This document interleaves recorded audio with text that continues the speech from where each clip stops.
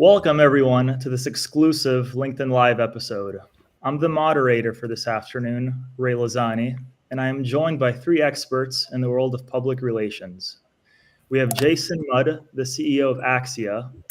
We have Carolyn Raphael, the CEO of Winger Marketing. And we have April Mason, the CEO of Violet PR. Thank you for being here, and thank you to our audience for tuning in live as well. There will be a Q&A portion with the audience at the end of this episode. And throughout the episode or at the very end, you could ask your questions directly from the event streaming page or by emailing it to 50 Pros. We'll first start with brief introductions from each speaker to tell a little bit about themselves and the work that they do. Jason, would you like to kick introductions off for us? Sure, glad to do it. And I'm glad to be here. Thank you for the opportunity, Ray. So my name is Jason Mudd, M-U-D-D. I'm with Axia Public Relations, and we're a PR agency based in Florida, but doing work all over the U.S. And we specialize in helping clients with earned media, social media, and content creation, and more specifically, thought leadership campaigns. Great. And Carolyn? Yeah, actually, so Carolyn Raphael with Winger Marketing, and Jason, we do quite a bit of focusing with thought leadership in the B2B world as well. Our bread and butter is B2B PR in the healthcare and logistics industries. And we often act as an outsourced marketing team for many of our mid-size clients. But for enterprise clients, we often act as an extension of their team. Great. And April? Hi, I'm April Mason. Violet PR is my agency. We're based in Montclair, New Jersey, but we also have clients all over the country. We're about a 15-person shop. We specialize in economic development as well as architecture, engineering, construction, real estate spaces. Great. Ray, we're headquartered in Chicago. So you've got, some East Coast, you've got Midwest. Just wanted to throw that in. I love that. Yeah, we're definitely getting a nice geographical representation from really everywhere. So hopefully there's going to be a good variety and diverse thoughts here. But that's great. Thank you all. And Jason, we're actually going to start the conversation with you. So you've had your PR agency for 22 years. And the World Communications Forum named you as North America's best PR leader. Could you set the stage for us and tell us how you've seen the PR industry evolve in the past 2 decades and what you think the next decade would look like? Oh, yeah, that's a great question. I might have a little bit of a contrarian viewpoint, but I think PR has not changed that much. We just have better tools to work with than we ever had before as technology continues to evolve. But I think the fundamental foundation of good communication skills, writing skills, and thinking like a strategist still very much apply. And then thinking like a strategist and a good communicator, figuring out which of those technologies and tools will help advance your message to the right audiences. So I think everything that's evolving in our profession is fabulous, but I think at the end of the day, it comes down to the same fundamental set of skills. Mm-hmm. And what are some of those fundamental skills? If you could expand on that. Yeah, I mean, the top skills for me are being a great communicator, both oral and written, as well as, being a wise counselor and strategist to your clients. And of course, always thinking about, the ethical use of these tools and the great responsibility that you have. Great. Love it. In April, your agency focuses on shaping public perception and influencing future outcomes for organizations, among many other things. Could you generally speak on the importance of public relations and why it's going to matter in the next few years? Wow, big question. Public relations, I think, is going to matter even more over the next few years. Unfortunately, there's been a rise in misinformation, and with fact checking going away, so many conspiracy theorists out there posting information of all kinds on all kinds of platforms. I think it's going to be more important than ever that our clients have clear, correct information, and they're putting it out on their own social channels, on LinkedIn, as well as their website and blog, but also then putting out that that correct information to reporters. And I think the other thing I'll say on that is just with continuing decline in revenues for newspapers, there are not as many great journalists out there that can do the work of the reporting. And so I see our role as really serving as that bridge between the client and the journalist. We play journalists essentially, and collect that great information. We write the stories that end up often being published in national news outlets. So couldn't emphasize the importance of PR more. Great. And I want to go back to the point that you mentioned. But first, Carolyn, you work really closely with the American Marketing Association. So next question, I think, is going to blend PR and marketing a little bit. But how can PR professionals and marketing professionals measure success beyond just basic media placements? Are there any new KPIs that you see moving forward or any metrics emerging in the industry? Well, I'll tell you, I've been a very strong advocate and have spoken multiple times at the American Marketing Association about the importance of PR and SEO really working hand in glove. Because those metrics, we recently had a discussion about what metrics do people really want to see, right? What is their return on investment?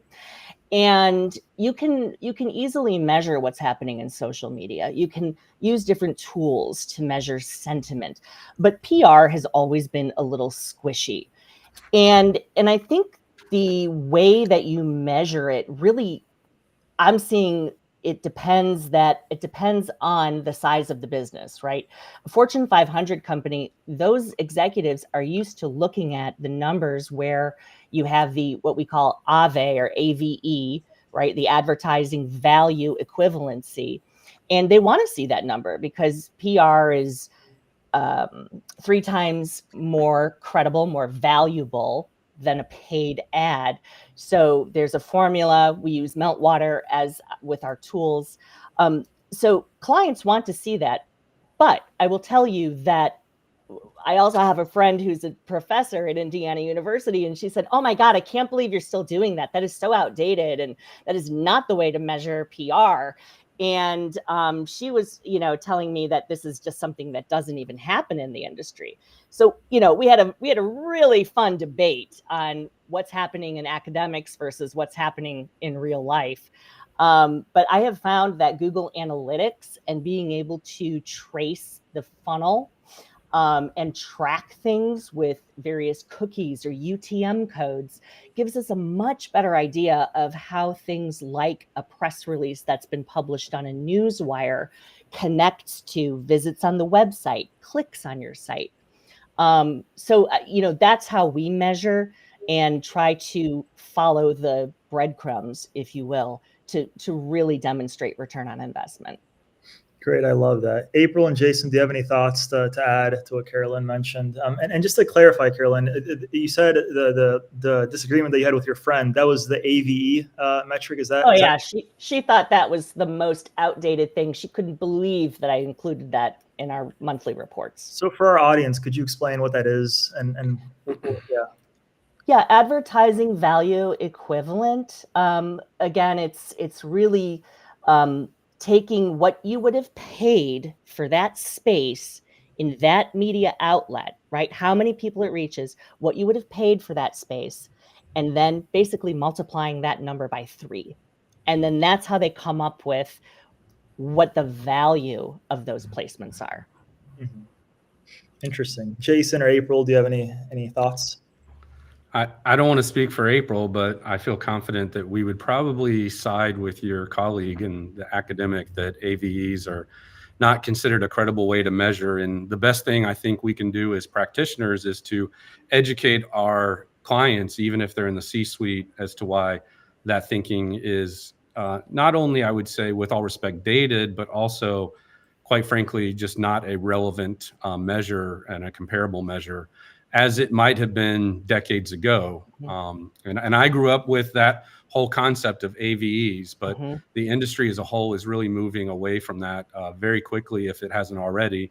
And, there's just other ways and other things to measure, just like Carolyn mentioned, which is using UTM and tracking true analytics and click-through rates, and where possible, tracking where your traffic is coming through, because if I'm selling products or services, my client is in a market that's not influenced by the New York Times or Wall Street Journal, yet they're in that outlet. That looks like a great AVE, but they would never buy media in that outlet if it doesn't reach their target audience. So, again, that's how I grew up in my career. And then, somebody pulled me aside and said, and, and ever since then, I've been very curious and interested in that. So, but Jason, the CEOs of these big companies, they're so conditioned that they want absolutely. it. Oh, yeah. I mean, it's hilarious. They're also convinced that, different myths about PR, right? So,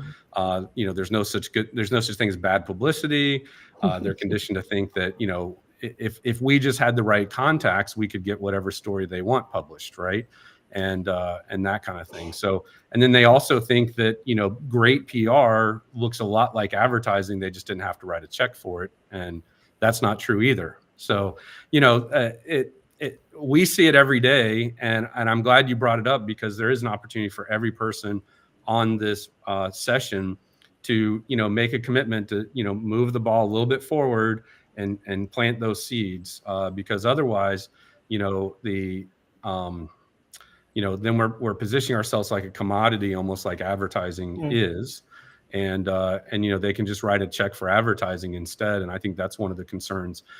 If I can just say one more thing, early in my career, when people were poo-pooing AVEs, I really just, in my mind, I thought, well, you know what, that's just because you're not getting a lot of media coverage and you don't want to use that as a metrics, because, we were crushing it and getting a ton of media coverage and our numbers look great. But then I realized it's the equivalency, in my opinion, and it's just my opinion, that it's kind of like a vanity metrics, like measuring, your likes and your comments and your shares.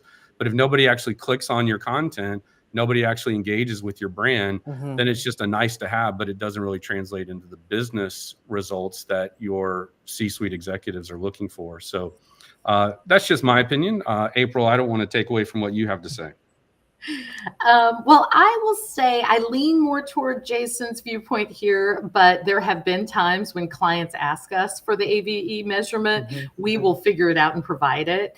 But as a matter of course, our reports, we do them through Coverage Book, and it spits out data like impressions, circulation.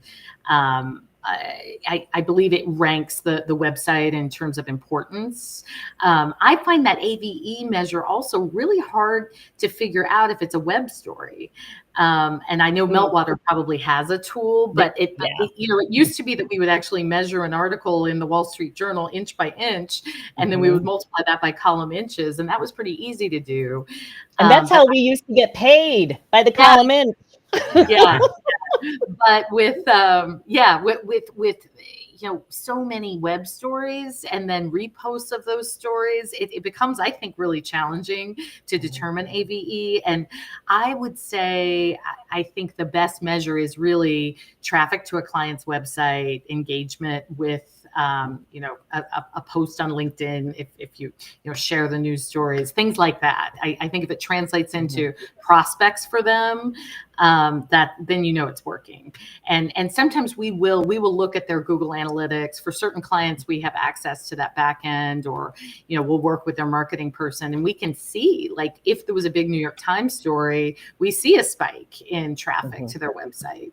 And so I agree, I think, with both of you, that that's probably the best way to know if your PR is working. And how about if your phone rings and someone says, "Hey, I just read your terrific article in the American Journal of Transportation." I'd say that's a win. Completely. For sure. I would just suggest that if anybody's interested in continuing this conversation, they check out the International Association for the Measurement and Evaluation of Communication, or AMEC, AMECORG.com.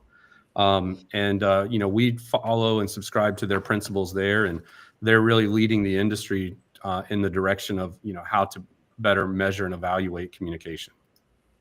Love that. Thank you, Jason. And April, we're going to go back to you because earlier you mentioned misinformation. Mhm. There's statistics that show that the trust in traditional media is declining. And this question is going to go to all three of you folks. But we'll start with you, April, since you brought it up first. How should brands approach reputation management and crisis communication with this trend of declining traditional media in 2025 and beyond?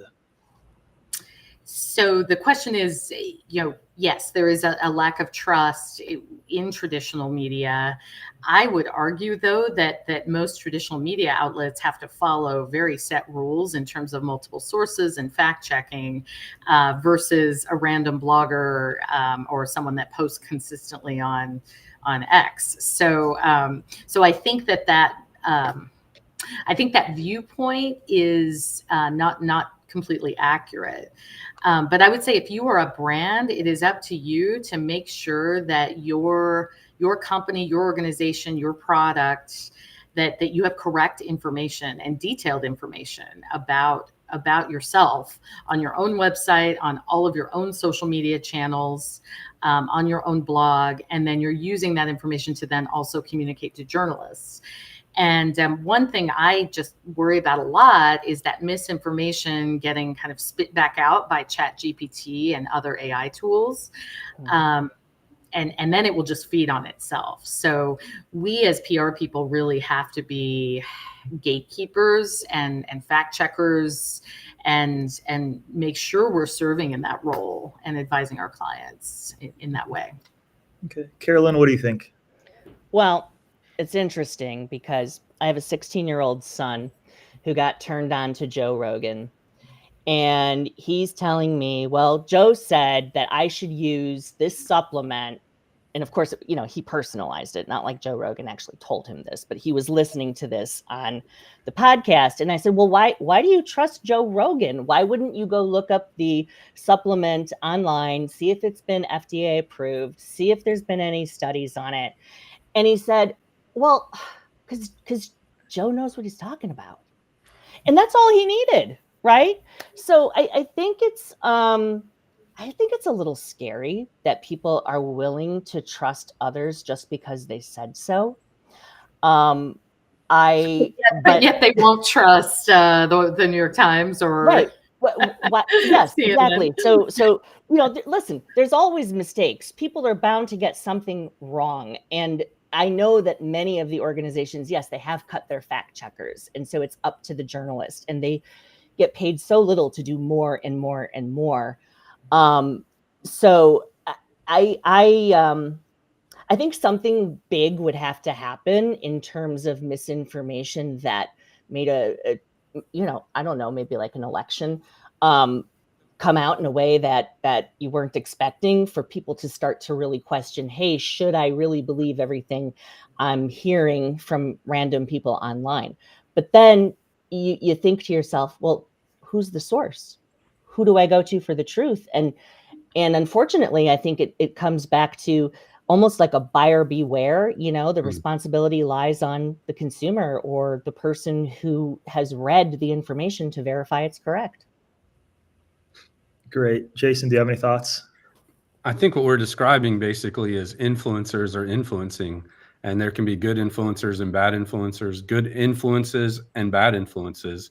But yeah, I mean, I think for, my kids are 21 and 19, and they're certainly more interested in, reels and social media influencers or content creators and them influencing their life than they are in traditional news, media. And that's a shame because, like we're describing, there still remains some sort of quality control and fact checking and standards in, these newsrooms. But we're seeing those criterias even get watered down quite a bit. I think someone said earlier, that they need multiple sources for each story, but I'm seeing more and more stories without 3 minimum sources, which we were all trained that have to have. And then it was either earlier this week or last week, I was quoted in an article about, sharing my insights as a public relations practitioner. And then I saw they interviewed one of my colleagues that works in another geographic area of our agency. And he and I both agreed we don't recall seeing a story where two people from one organization were quoted in the same article. That's a normal news story, not a feature story about a company, and how we both were disappointed. One, we didn't know each other was interviewed, right? And two, we were disappointed to see the quality of journalism because we felt like that credibility actually lowered our view of that outlet, our view of that reporter, our view of that story. And we perceive, a cynic's view of reading that same content. And they're like, well, this must be a puff piece for Axia Public Relations. If there are two of, thank goodness there were three, right, sources quoted in this one article. And so we were kind of both mutually disappointed that we were both mentioned in it. But, at the end of the day, I guess we filled a need that they couldn't find elsewhere is one way to position it.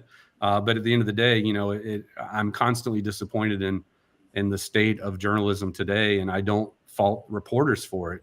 I fault ownership. I fault the marketplace and shifting demand and criteria. But I went to the university or to the Missouri School of Journalism, which is considered to be a top journalism school, and the standards that are there just aren't the same anymore. I struggled to pass the grammar exam, which you had to pass in order to get into the journalism school.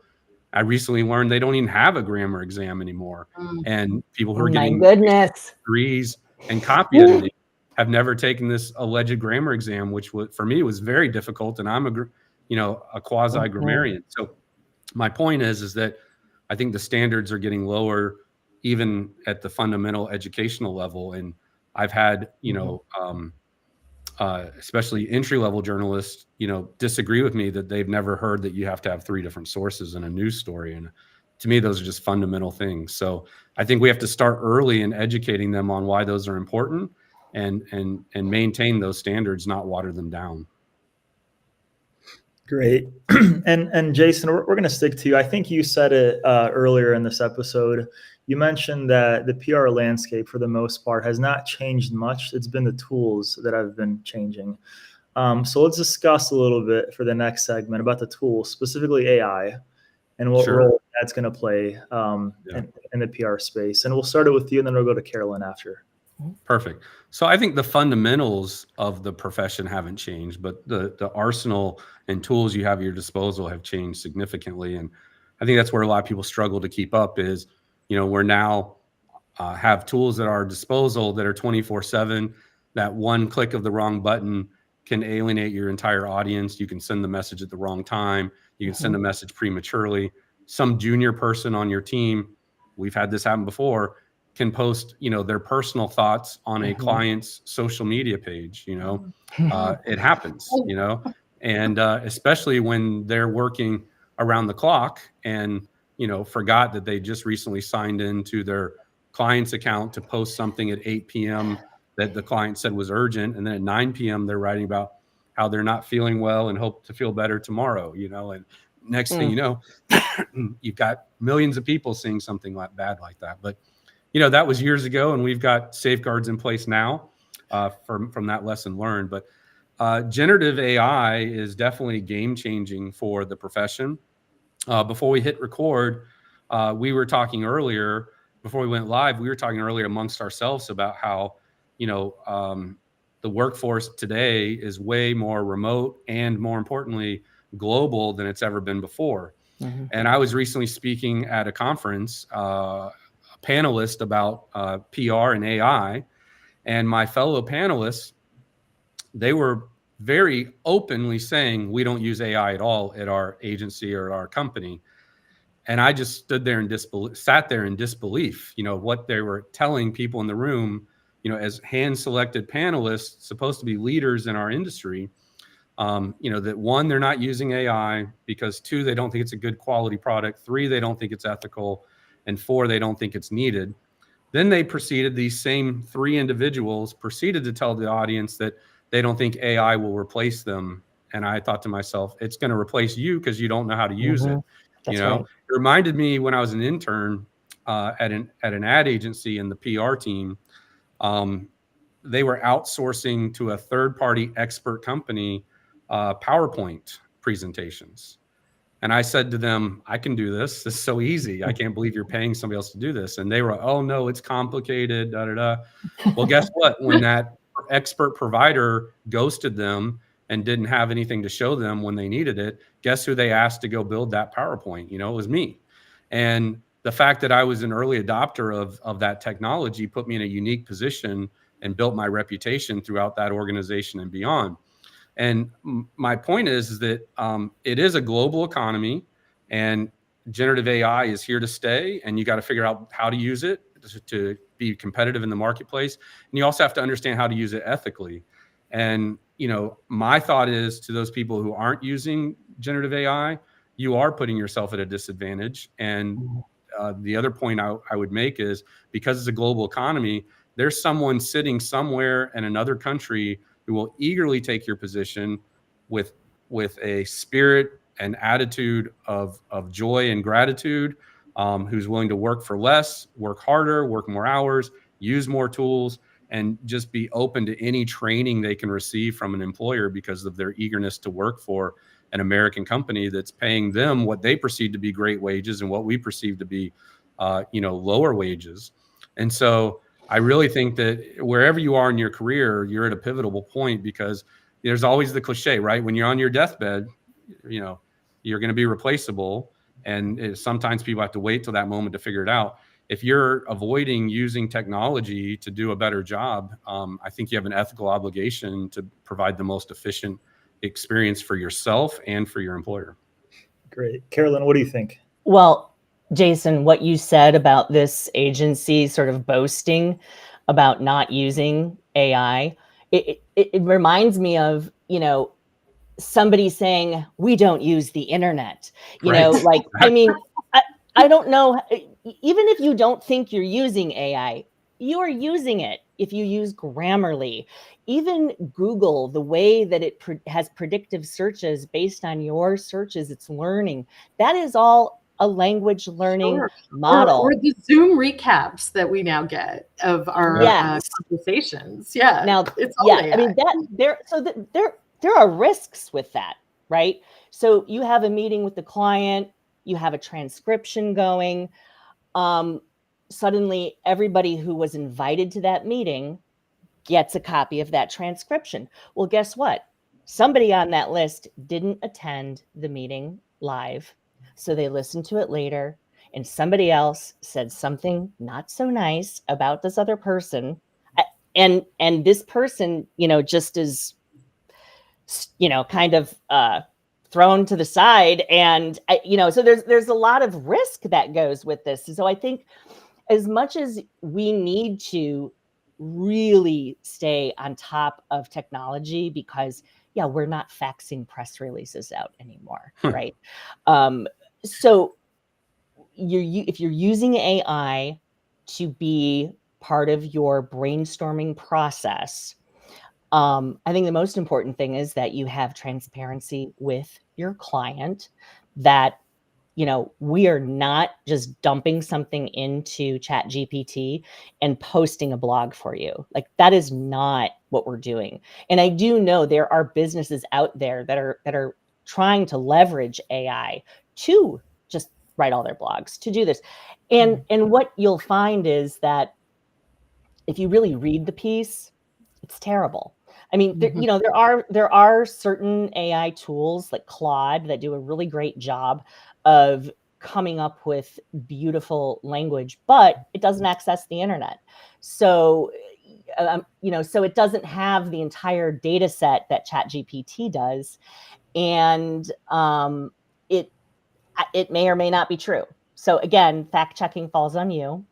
And I think the other thing, as PR professionals, what we have to keep in mind is, as much as these tools can accelerate our world and allow us to come up with ideas, brainstorm, develop content, it's not going to strategize. It's not going to replace the human piece of strategy. I actually made a prediction that, how in the food industry that you can have an organic stamp on something? I believe we will have something called human certified. That is my prediction. If that comes up, maybe I should trademark that. Anyway, I do think it's going to become valuable to have that human certified stamp, because there are things that can happen with your content that can be lifted, and I've seen this happen, taken and put into a story that's generated by AI, posted by some nefarious business around the world, a negative story, a false story, and they hold you ransom to get that story taken down. And it's scary, but that is happening more and more. And once somebody hears that they paid the ransom, it's like it happens again and again. So it's an interesting time. And AI, I think is a beautiful assist, but I don't think it will ever replace the strategic thinking and the problem solving of a human being. Great. Let's stick to that theme a little bit. It actually segues into the next really segment I wanted to talk about. You mentioned the human element, the human touch, if you will. I really love what you're describing there, Carolyn. Let's also talk about authenticity a little bit.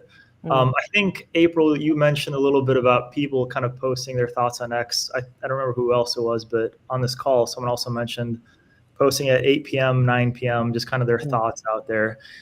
Let's suppose you're talking to an executive of a Fortune 500 company, and there might be a growing sentiment where everyone's pushing for an authentic version of themselves, being unfiltered, kind of saying what goes. The opposite side of this coin might be a little bit more structured, a more professionally crafted message strategy a little bit. What would you say to this executive? And it's almost like kind of advocating for public relations and the effect that it has. What would you say if you were sitting one-on-one with the CEO, April? So the question is, should the CEO be more authentic and out there, let it all hang out, versus but being more traditionally professional? More or less. Yeah. How much personality should they reveal? I mean, I am always a fan of, you never want your spokesperson to appear robotic and like they're just repeating talking points. So when we're working with the CEO, we're always trying to uncover, stories that they can tell, anecdotes, personal information. I think that's always helpful in shaping a story. I think it can go too far, obviously. And, and certain executives won't be comfortable talking about their kids or, their lifestyle or their 5 homes or whatever it may be. And I think some of that is a generational thing. I'm Gen X and I'm not comfortable posting every detail of my life like perhaps a millennial or Gen Z would be. But so I think it's a balance, honestly. You want to be careful. You don't want your shareholders or your investors to be uncomfortable if you reveal too much about yourself and, you're off, for example, I know people have gone on Joe Rogan to use this example and smoke pot. That may not be the best image for your company. So unless maybe you're in a cannabis company. So I do think you'll want to rely on your counsel, your PR folks to help you develop those authentic stories, but also perhaps to put some guardrails there. Well, how about actions, April? If I can just add to this, because all I kept thinking is the alignment between the leader, right? The leader of the organization, the CEO, and the company brand. And what came to mind immediately was Elon Musk with Twitter. What happened to Tesla's stock, right? So I think that you are right. I love it when people are a little more open and, you can get that human feel to them, but they have to also understand that they're representing a brand, and is what they're about to say or the stand that they're going to take on some sort of a political situation or a crisis, is it aligned with their brand values? So again, it has to be strategic. It has to be thoughtful. It can't be on the fly. Love that. Jason, any thoughts? And then we're going to move on to the Q&A portion. Yeah, I'm a big believer in authenticity in everything we do. So, our leadership should be authentic. So should our communication. The only exception I would say is, you've got to consider the audience. And as my colleagues pointed out here so well, and I was just quoted recently in an article about this idea, but, if your company's going to take a political stance, you're going to alienate probably half of your potential customers, depending on where your brand is. If your brand is aligned with, more liberal thinking or more conservative thinking, then I would double down on that if that's, where you're going and who your true buyers are. But if you're more of a neutral, you sell potato chips to everybody or groceries to everybody, I don't know that that's a safe place to be. I also sense, and this is just anecdotal, about half of the consumers don't want companies to take a political position at all. They just want to buy their goods and let them do their own thing. It's a little bit of a generational thing or a preference. So some people are very much interested in a company's political views. So I feel like you're going to alienate half your audience no matter what you do.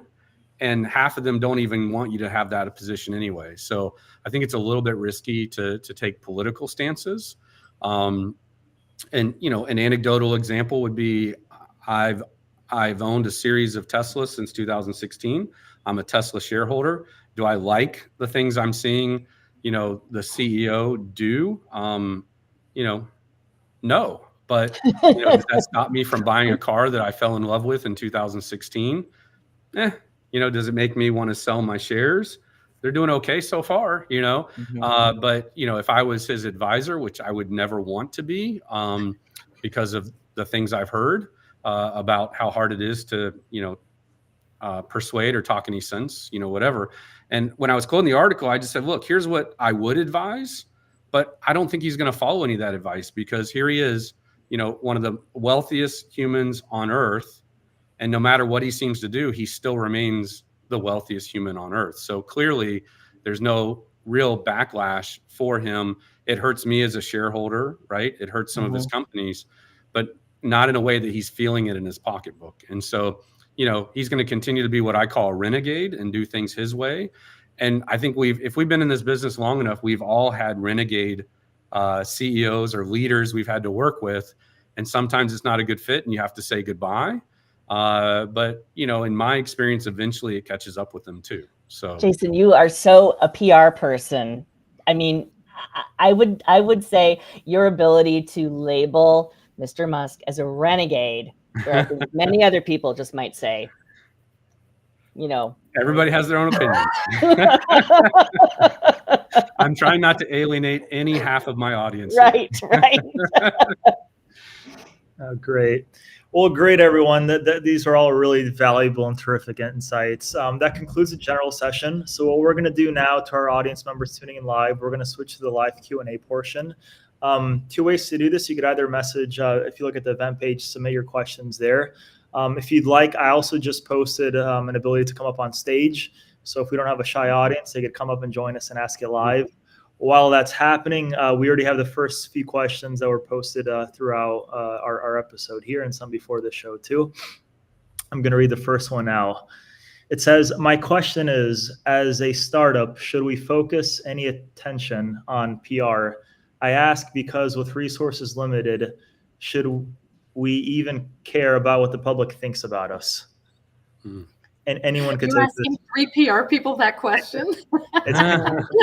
I would say if you want to grow your business, if you want to attract funding, if you want to get customers, I would say PR is very important. Well, even your presence online, right? So some things that you might not think of as PR, we automatically now integrate into our workflow for new clients, making sure your Google business profile is up to date, making sure that it's verified, having a Bing presence on the internet, having that business page. I mean, these are things that might have been assigned to an administrative person at some point, but now they give you the opportunity to create a post, put photos up. So it influences the image of your company And that's free, and it doesn't take that long to do. So I wouldn't dismiss things that I would consider low-hanging fruit to improve your PR. LinkedIn for sure as well. Oh my God, yeah. And LinkedIn will index as high as any top news outlet because of the traffic that site gets. So if someone's Googling you, your LinkedIn page is going to come up often before your own website. So you're right. Yeah. And I just got 2 new business leads from an article I wrote on LinkedIn. So I know it works. Yeah. Well, you're right. I mean, all social media platforms have really high domain authority. So, and often higher than, second, third, or fourth tier media outlets, and and often as high as a tier 1 news outlet's domain authority. So that's going to rank higher on the search engine, especially from an element of freshness. But to present the contrarian viewpoint, Mark Cuban is pretty famous for saying that he doesn't believe any startup company should ever hire a PR firm. And, I've actually directed a comment at him when he's posted that and just said, maybe PR firms shouldn't work with startup companies because they're notoriously, high expectations, low investment, and often, unstable or unreliable in those early days, where it actually puts a PR firm vulnerable, just as Mark Cuban was making the point that it can make your startup company vulnerable. I think the biggest mistake, first of all, excellent feedback from the panel here, is that there's a lot you can do yourself, right? And PR has expanded beyond, any way a corporation or company communicates, in my opinion, belongs under the umbrella of PR or corporate communications, not necessarily marketing. And I think when you use it as a marketing channel is when you actually end up alienating a lot of your audience. So that's just my 2 cents. That's our, philosophy and position at Axia. But ultimately, there's a lot of things you can do on your own for PR. You could also hire what's called a solo PR firm or a moonlighter or somebody who has a side hustle in PR. Just make sure they've got the right credentials and they're not as equally qualified as you might be to just do it yourself. But the other thing I find is that sometimes an entrepreneur might be a specialist or a technician. They're launching a new company and they don't want to do sales. So they think, let me hire a PR firm or let me hire a marketing person, and that will make up for that gap. But you'll never be able to make up for the gap of not having somebody actively selling your product. And I've seen startup businesses be like, I can't afford to employ myself full-time. I've got to keep my full-time job. So I'll hire a PR firm so that they can go out there and get visibility for me so I can then work in my company. And I just think that's the wrong approach also. So I think at the end of the day, if you can't afford to be employed by yourself, it might be difficult for you to employ a PR firm on your behalf. And so PR firms are not necessarily inexpensive. You're going to pay for the level of sophistication. You're going to pay for the quality of the work. So I would try to find somebody you could convince to at least do a side hustle with you initially to help you get from point A to point B, and then go from there. But my colleagues are right. PR is content, search and optimization, social media, and so much more. Good advice, Jason. And we have just about 2 minutes remaining. I do see a question that's coming from a good colleague and friend of mine. And this was actually funny enough addressed a little bit earlier, but it says, is there no such thing as bad PR? I don't know who mentioned no PR, et cetera, but we'll do maybe a blitz of answers here with the remaining time that we have. Carolyn, we'll start with you. We'll go to April, and then we'll finish up with Jason. Yeah, there can be bad PR, and it can cost you business. So, it's one thing to have your name in the news, but it's another thing to have your name in the news next to something, let's say, like FBI investigation or fraud and persuasion, something that, my God, hopefully it's inaccurate, right? Hopefully it's incorrect. But those kinds of situations, and people love bad news and dirt, so it grows and flows, and then you have to work really hard to demonstrate a good side or a positive piece, and that's why crisis PR counseling is so important before there's a crisis. April? Yes, I agree with Carolyn. There obviously is such thing as bad PR and or bad news coverage, and anybody that's been canceled knows this. So, I mean, unless you're the president of the United States, he seems to have gotten a wealth of coverage on all sides and managed to continue to be successful. Yeah, Teflon sort of thing. But very few of us are Teflon, and so yeah, I would certainly be careful. We always work with clients to plan news stories, news announcements in advance. We look at what negative outcomes could arise. What are some negative questions you may want to prepare for that a reporter could ask. If the time is wrong, now might be the wrong time, for example, to announce a DEI program at your company, just because of the backlash that's been taking place. Not to say you shouldn't do that, but it may not be the time to put it in the news. So, we can advise you on, the right timing. If there is bad news, when to put that out. Sometimes that's a Friday afternoon sort of thing. No, we would never advise a client to send out news when no one's paying attention, right? Well, only if it's something that could be negative. So, work with strategic counsel, but no, not all publicity is good. Great. And Jason, just maybe we have 20 seconds if you want to take the remaining time. I want to side with my colleagues. They're exactly right here. I just did a couple quick Google searches, and P.T. Barnum is the person who first said there's no such thing as bad publicity, so consider that source. And then our current president, who I'll just call again, renegade, do it their own way, right? He's known to say there's no such thing as overexposure. And so I think at the end of the day, you have to consider again, what camp you fall into. If you just want to be talked about all the time, whether it's good or bad, then you need to talk to your, communications and PR advisors up front about your position and see if they agree with it.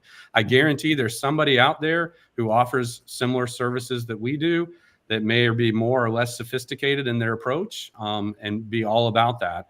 I would say if I were you, I would use the keyword publicist when you're out there looking for somebody who's just going to get you whatever kind of coverage they want to get, whether it's strategic or not, whether it alienates your audience or not.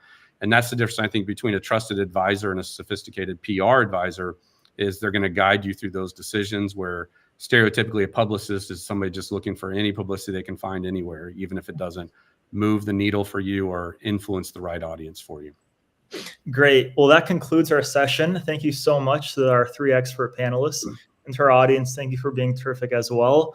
Our audience members always receive Starbucks gift cards, so you'll be getting that in the post-event email. There's also going to be a post-recording email, and if you need to get in touch with any of our experts, you'll have their information and contact information provided if you need to get in touch with them directly. We'll wrap it up here. Happy Friday, everyone. Have a great weekend. And let's make sure we put out the right kind of press and PR for ourselves out there. There we go.